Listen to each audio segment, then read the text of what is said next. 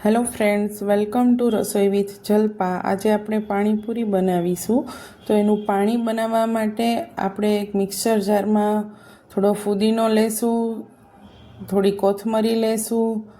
ફુદીનો થોડો લેવાનો છે, એનાથી ડબલ કોથમરી, અને મરચાં જો તમે તીખા લો તો 2-3 નાખજો, અને મોળા લો તો વધારે।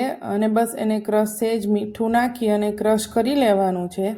પછી સાદા પાણીમાં એ મિક્સચરને આપણે એડ કરી દેવાનું છે, અને એમાં પાણીપુરીનો જે રેડી મસાલો આવે છે એ પણ નાખી શકો છો, પ્લસ સંચળ પાવડર એડ કરી અને એમાં 1 થી 1.5 લીંબુ જેટલું તમને ખટાશ ફાવે એટલું લીંબુ એડ કરવાનું છે।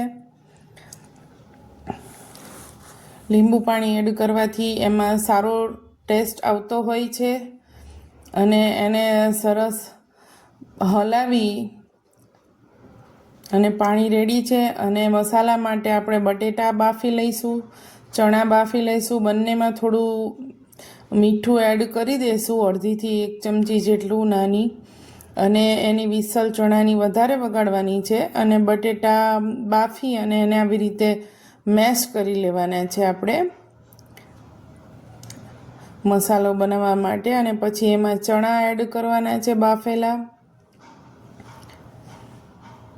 અને ચણા એડ કરી અને પછી એમાં સ્વાદ પ્રમાણે બાફવામાં મીઠું નાખ્યું હતું આપણે, તો એ ધ્યાનમાં રાખી અને થોડું મીઠું એડ કરવાનું છે, થોડું અમથું આપણે એમાં લાલ મરચું એડ કરવાનું છે તીખાશ માટે થોડી, અને જે આપણે ચટણી બનાવી હતી પાણીમાં એડ કરવા માટેની એમાંથી થોડી કાઢી લીધેલી, તો એ પેસ્ટ જો ગ્રીન મસાલો બનાવવો હોય તો એ કોથમરી, ફુદીના અને મરચાંવાળી જે પેસ્ટ છે એ એડ કરી અને આપણે સરસ રીતે એને મિક્સ કરી લેવાનું છે, એટલે આપણો મસાલો રેડી થઈ જશે।